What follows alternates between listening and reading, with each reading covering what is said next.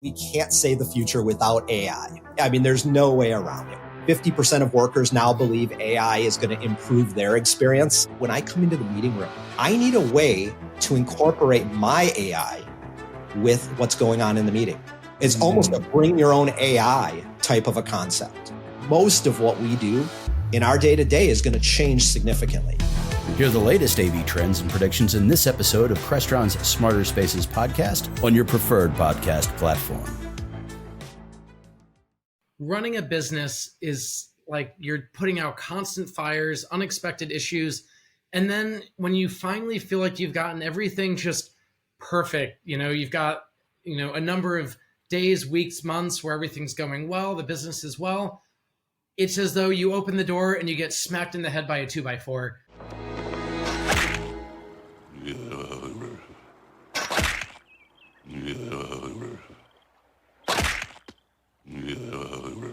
There's new malware targeting smart TVs, preparing for the unpreparable, and smart sustainability solutions for residential. All that and more next on ResiWeek. This is ResiWeek, episode 435, Words Have Meaning. Welcome to this episode of ResiWeek, this is your weekly roundup of all the latest news and stories for the residential AV industry. I'm your host, Matty Scott for AVNation.tv, and this week I'm pleased to be joined by two of my good friends. First, we have Katye McGregor-Bennett. She's the president of KMB Communications and is already on site in Vegas for InfoComm 2024, I believe is the official hashtag, before I get berated online. How are you, Katye? I'm great. And since it is 2024, I think you're probably in the right. Then we've got my good friend, Alex Capecelatro. He's the founder of Josh.ai. How you doing, Alex? I'm doing great. It's good to be here again. Hey, thank you for joining us. And obviously thank everyone else for joining us as well. Alex, just before we jump into the stories, you just got back from I believe I'm correct in saying this, the first off-site CEDIA board meeting that took place over in California with a bunch of events that included members for the first time in, gosh, I don't know how long. Tell us a little bit briefly about the change in direction on board meetings, et cetera, and if that's going to continue going forward. Yeah, no, that's exactly right. So for those who don't know, I'm on the CEDIA board, currently serving as the chair. And so it's been really great to be involved with CEDIA, but also helping to try to direct a little bit of where we're going. Everything I'm saying here is just, my word, my voice, not CEDIA's voice. So just want to make that clear. But from my perspective, CEDIA for a long time was not as engaged with membership as I feel like it could have been. There's a lot of great stuff that CEDIA does, but people don't always know and people don't always feel like they're connected to the group. And so when we have board meetings, we have all of the executive staff that come out. We've got the board that come out. It's an international global board. And we just said, why don't we connect with members? Why don't we get together? So the first board meeting that we had this year was actually in Washington, D.C., where we had a lobby day. We did a lot of outreach, which was really great advocacy for the industry. And then this board meeting was in Los Angeles. And what was great about this was we just said basically the first night after the board meeting, we invited all of the CEDIA members in the region. So if you're listening and you're in Southern California and you did not get an invite, you probably have not renewed your membership. So be a CEDIA member. But we invited all of the CEDIA members and said, hey, free event, this is sponsored by CEDIA, sponsored by, myself. I hosted at my house. But we just got people together. And what was so great was we had people there who said, I had no idea that CEDIA was a global organization, and we thought it was just a US-centric organization. And they realized that when they were meeting board members and staff from the UK. And then we had someone else who said, this feels like the old days of CEDIA when it was about connection, about people, sharing what's going on in their world and helping each other's businesses. And we haven't had enough of that lately. And so I'm excited about trying to really keep this going where every CEDIA board meeting, we're going to try to be in a new city. We're going to try to connect with local members and really make sure that we're listening, hearing, and talking to the people out there because CEDIA needs to be providing really good value. And I would argue we're not doing nearly enough today, but we're getting better. And I'm excited about that. That's fantastic. Katye, do you have anything to add to that before we move on? No, other than just full support for it. I'm really, really glad to see the board get out and be out in the regions and the territories where the members are and meeting the people where they are. You've heard me say that a million times on this program, and I really think it's really important. And I think it's important for the membership to see that the board is, how active the board is, but not just in the board room or on Capitol Hill doing other things, which is absolutely critical to our future. But I'd like to see more of this, and I hope that there's plans to do more of that. And Alex, you may have already touched on that, but do you know if there's continuation of this? Yeah, so I'll be the board chair for the next couple of years, and then I'll be the past chair after. So I'm going to keep pushing on this. I know I've got the full support of the board. We don't have locations figured out yet, but the plan is that I don't think we're going back to Indy for board meetings. There's no reason to be, locked up in the ivory tower when we can be out in the market. Yeah, that's great to hear. All right, let's move on to our first story of the day. This comes to us from CE Pro. Malware is targeting smart TVs, and it is rising. They're also targeting set-top boxes, which is fantastic. The company DNS Watch service has found evidence of Pandora's Spear, which is an IoT bot that targets smart TVs running open source Android OS. It appeared in the list of the company's top 10 most widely detected malwares. Essentially, they're creating botnets based out of, again, these Android TVs and occasionally some set-top boxes as well, allowing them to use them as a botnet, but also occasionally substituting regular broadcasts with other footage. Katie, let me start with you on this. One, this is terrible news to hear. But two, not overly surprising that they're going after arguably one of the most widely used devices in TVs and set-top boxes, but also the ones that have arguably some of the worst security protocols out there. What do we do as an industry to spread the news on this and possibly deal with this in any way? Well, okay, so my answer is always going to come from the role as a communicator, not of the technical side of the industry. Getting in front of this, I think, is what we need to be doing. It's tough because you also don't want to incite fear from your clients, but I think being in front of the situation and being open and transparent. These aren't products that any of us manufacture. These are products that we're selling based on the fact that we trust the manufacturers doing the right thing and is not creating or leaving vulnerabilities in place that skilled hackers can get a hold of and wreak havoc on. I think the bigger thing is just that our industry needs to get much better at being fluent and comfortable in the conversation of the potential risks and vulnerabilities that other people's products can introduce into the built environment and what our role is to mitigate or eliminate. I don't really think there's much that we can say as far as eliminating, and I think that legal would probably say don't, but mitigating it and reducing the likelihood and increasing the expeditious nature of the rising to the threat and resolving it. Those are the things that our industries need to be really, really strong on, is identifying, understanding, communicating, and resolving. So that, I think, to me is really, really clear. I don't know that there's much that we can do from the manufacturing side to prevent it. We just have to be better on the resolution side of it. Alex, when you see this, when you follow this, obviously there are some things we can do from a network standpoint to control things. But in reading the article, the majority of the infections, if I can use that term, are coming from customers, end users, downloading updates, downloading additional software pieces or apps or all of those things that we tell them not to do, they're going to do anyways, and thus infect their systems. Is there much that we as an industry can actually do to lock these devices down or these networks down? So I'm going to answer a little bit indirectly, but I think it's all related here. The first thought is, when I saw this article, I didn't make light of it because this is a serious thing, but I kind of smiled at the fact that everything is going to be hacked. If it has an internet connection, whether it's a camera, whether it's a speaker, whether it's a TV, it is going to be susceptible.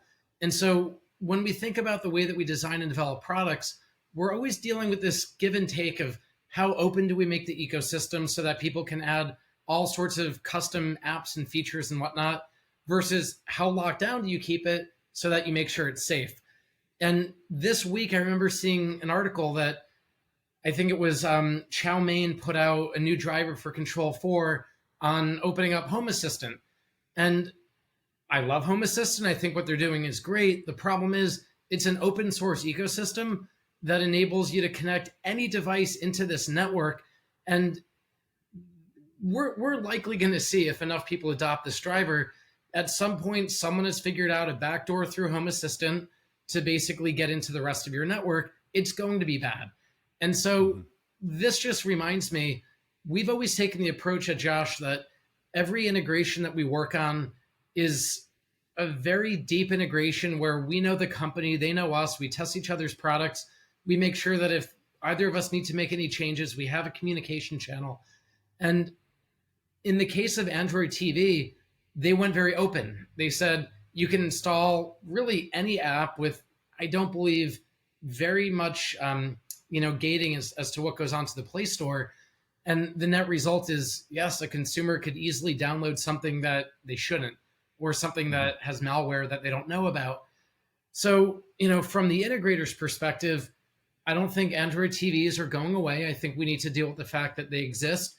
I think we do have the ability to lock down, how the customer is engaging. So, for example, if an integrator sets up a TV to be offline, but they then use Apple TV as their main streaming, which is online, and you're using Apple's, approved apps in Apple TV, it's going to be very unlikely that your system is susceptible.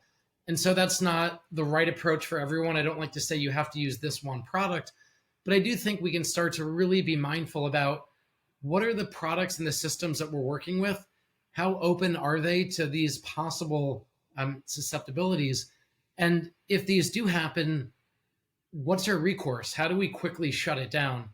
And so I do think, there's certain tools that you can use to monitor the network, see what type of traffic is going in and out of the home.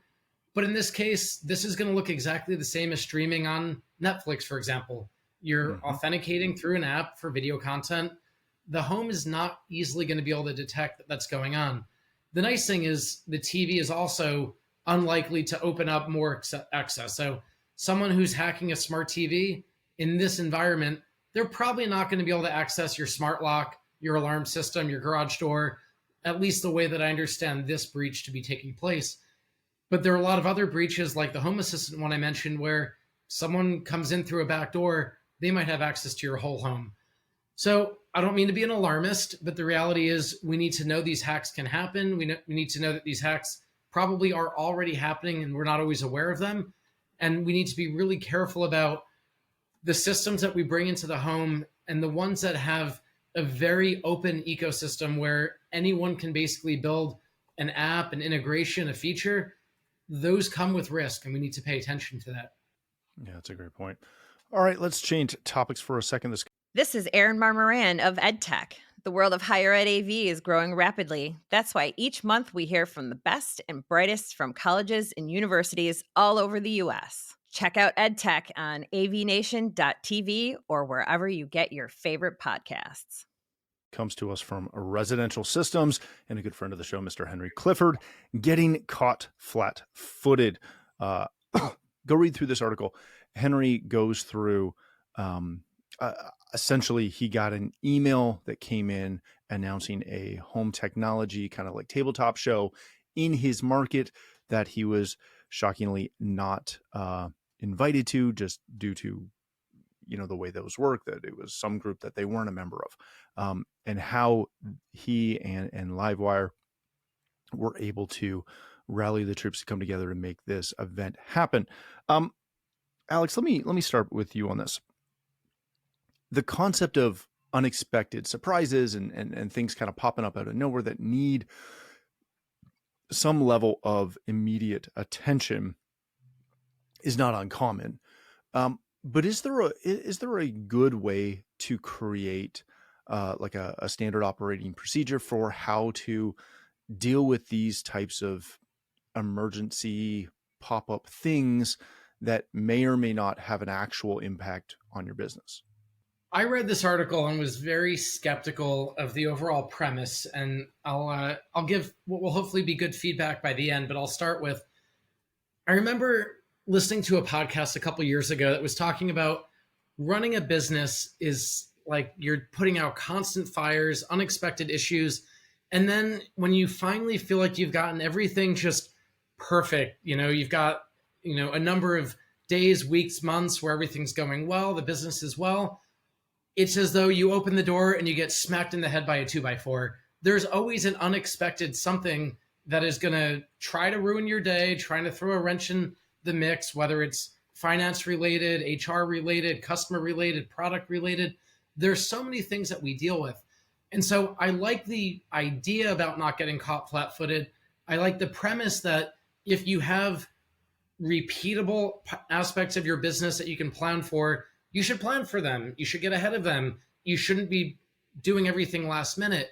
That being said, part of the way that I approach running a business is knowing that I'm going to wake up with the idea of a plan for the day, and very likely it is all going out the window because you get that one call that person's quitting, or that customer is having an issue, or that vendor is not able to fulfill your order, whatever it is that's going on, and you have to react. You have to deal with it. So I do like that Henry is usually starting with a very good nugget, and that nugget is plan for the things that you can plan for. Don't get caught flat-footed if there's something that is important to your business that you can get ahead of. That being said, we all saw during COVID things that we could not have predicted, we could not have planned for. And I think staying agile and knowing that it's okay that you're going to get caught off guard, keep calm, do a yoga class with Katie, and then try to think about what's the best way to move forward. That's the way I approach things. So it's a little different than what the article suggests, but in my mind, you just can't predict most of the things that end up hitting you in a business. We have a fun saying in our office on, like, it's in our photocopy room and all that kind of jazz, of I'm gonna get it wrong. Your inability to prepare properly does not constitute an emergency for me. Which is to a degree kind of, I think, where you're coming from, Alex. Katie, I think we, as to really like simplify our industry, we're service providers. I think we've really gotten caught up in this. The client is always right. And when they say jump, we'll say how high. Well, jumping. And I disagree with that. I think that there's a massive power in saying no. And again, I'm not necessarily going against what Henry's saying. In this situation, it was a marketing opportunity. Yeah, jump on those. That's important. But at what point do you have like a firm cutoff point of, if a client calls and says, oh, I'm moving houses tomorrow and I need people here? How do you determine the right cutoff point for when you will no longer solve these issues that, again, could have been dealt with in the past, and to make that easier to deal with in the future? There's a lot in there. There's a lot in there.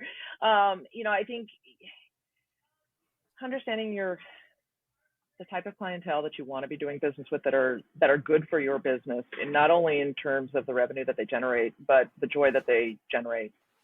And Alex, I think I can probably go back to you speaking on stage like maybe 8 years ago, and you were doing a talk about just love and the joy that technology can bring, or the lack thereof. And you were painting a picture for everybody in the room that day about the need to express the joy that technology can bring, but also be responsible about delivering it. The last part was how I interpreted the other side of the conversation. And so, Matt, kind of pulling that into your question, is I think that there's understanding the type of clientele that we want to have, that are generating revenue, that are creating joy for our team, and that are not the ones that are calling saying, you know what, my lack of planning, sorry, but now you have to scramble. There's a time and a place to accommodate that sort of a need, but there is also more of a time and a place to make sure that you stick to the schedule for the rest of the clients that you have and the things that you've scheduled and the additional trade partners that are involved in a project.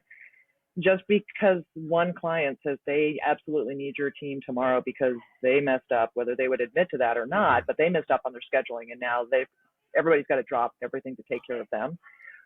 What's the potential impact if you do say no? And I think you need to understand your business on a regular basis to be able to answer that question as fast as the situation arises. Can you afford to say no? Who is that client attached to in your book that if one client is upset with you and they tell two friends and they tell two friends, are you just losing potentially that one client and the revenue there, or are you potentially losing a lot more? That kind of knowledge is what gives you the power to be able to say yes or no to any particular escalation, right? And how far your team needs to bend. It's also the role of who the person is in the company is being faced with it. They need to be empowered and enabled to be able to make the tough decisions that may impact the company, but should have a more positive impact for the team and the longevity of the company. A lot of these last minute decisions that end up being escalation points for anybody in our industry, and I think there are for companies the same. It happens all the time where all of a sudden, oh shoot, we've got a website launching and we forgot to have you rewrite 3 pages. Okay, well, in that situation, no one's going to lose their life. We can probably accommodate because it doesn't need to be perfect right from the start. But in the case of the example that you provided, what is the impact? Does the client have to be out of the house tomorrow? If not, there's extenuating costs that start building because, they're moving, whatever those things are. You have to understand that who that client is and what it'll take to keep them happy and make sure that your team continues to have the joy. I bring up the team because we have such a lack of resources in our industry that we can't afford to have unhappy people on our team. And if you're constantly bowing to the client that didn't provide their schedule to your team, and now your team's having to pay the price in time and probably in short order, your team is going to break. When that happens, you lose talent because potentially you accommodated clients like this that just aren't providing the respect. I apologize for all the background noise. Of course, everybody was just walking by. So providing the respect back to your team to make is equally important.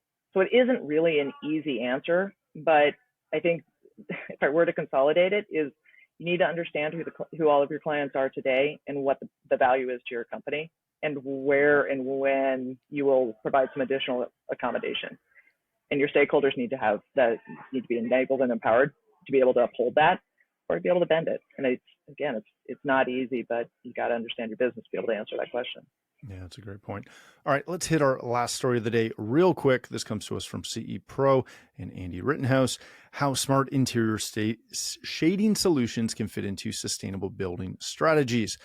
In today's building design, daylight harvesting has become an integral part of healthy and sustainable strategies as it helps offset the need for electric light throughout the day. Go read through the article. It's a good article. It is heavily focused on the commercial side, but there's also some really good ties back into the residential opportunity in daylight harvesting and limiting solar gain, et cetera. Katie, when you see this, article, when you see the pitch, if you will, to promote motorized shading and the automation behind them under the guise of wellness and daylight harvesting and limiting solar gain and all of these things, is that the pitch that really adds value in the residential market, or is that an up and coming opportunity in the resi market? So I think it's an up and coming opportunity. It's being realized in small ways already, but I do think it is an up and coming opportunity. But our industry needs to get a little bit more educated on the terminology and really what it means, and from an architectural standpoint, how the built environment comes to be, and are we really actually daylight harvesting? Are we, or are we applying technology to make it sound as though that's what we're doing? So I think there's, words have a meaning. And I think right now there's a lot of where we see the conversation going with sustainability, and particularly in this category, it is a little bit of a stretch, but it's a stretch in the right direction. The conversation has to start somewhere. And this is a really good category for the conversation to start. It's where it goes next that I think is really what gets much more interesting, but we're not there yet. I agree with that. Alex, I'm really glad that Katie brought up the architectural factors, because in a commercial space, in your standard office building, all of these buzzwords, all of these technologies, all of these principles are usually fairly present. In the residential building practice, they're not. We very rarely have entire walls full of glass facing the right way to properly do that.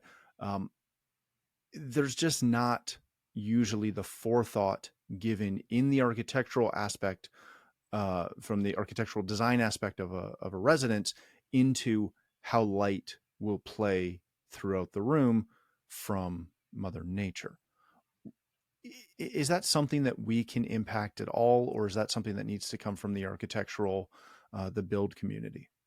We're always going to be limited by, working with the constraints of the architecture and the building. I think we certainly want the architects and the builders to be more mindful of this. And, we always say on the Josh side, if the builder could design up front, or not design, if the architect could design up front the home to flow in a way that we know the technology is going to be used, you would make very different decisions. But oftentimes it's hard to influence those conversations.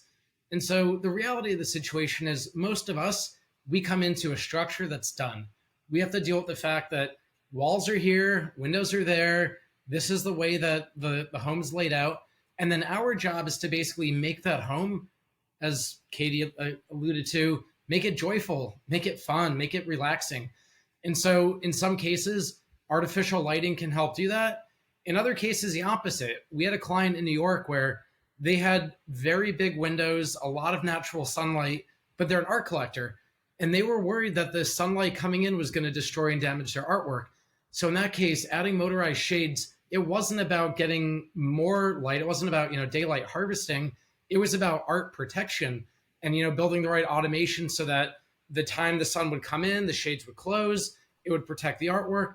And so I think we just have to really understand joy is different for every client. In some cases, a lot of natural light is great. In other cases, they really want to be a net zero, sustainable home that utilizes as little energy as possible.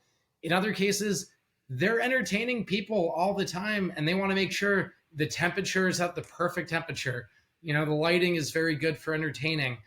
So, I think this article is specific about a number of applications that apply in commercial. I think looking at them on the residential side doesn't always work. But the main thing for me is whether it's shades, whether it's lights, whether it's music or any other feature in the home, we want to just really think about, are we delivering the result that the client is after? And we should make sure that we have that conversation. What do you care about, when you're in this home? And in some cases, sustainability and daylight harvesting might be things that people care about. And if that's the case, I do believe we as technology integrators can make a difference in that space, but we are limited, right? A finished home is only going to allow you to do so much in the space. Yeah, that's a great point. All right, let's wrap it up there. Thank you both so much for joining us.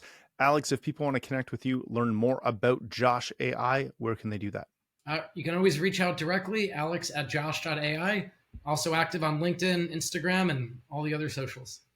Excellent. Thank you so much. Katie, my friend, if people want to connect with you, learn more about KMB Communications, where can they do that? Best place to go is really LinkedIn. Find KMB Communications. We're the one with the mountain logo, or Katye McGregor-Bennett on LinkedIn or all the other socials as well. Excellent. Thank you again for joining us. If you'd like to connect with me, you can find me on Twitter and X at Matt D. Scott and most other social platforms. But more importantly, please visit AVNation.tv, where you'll find this show as well as a wide variety of other shows with all the verticals that we cover. When you visit the website, please take a moment to check out our supporters. We are extremely thankful for their support and ask that you check them out as well. Thanks again for watching. That's all the time we have for this episode of ResiWeek, the network for the AV industry. What are you listening to? This is AV. This is AVNation. This is AVNation.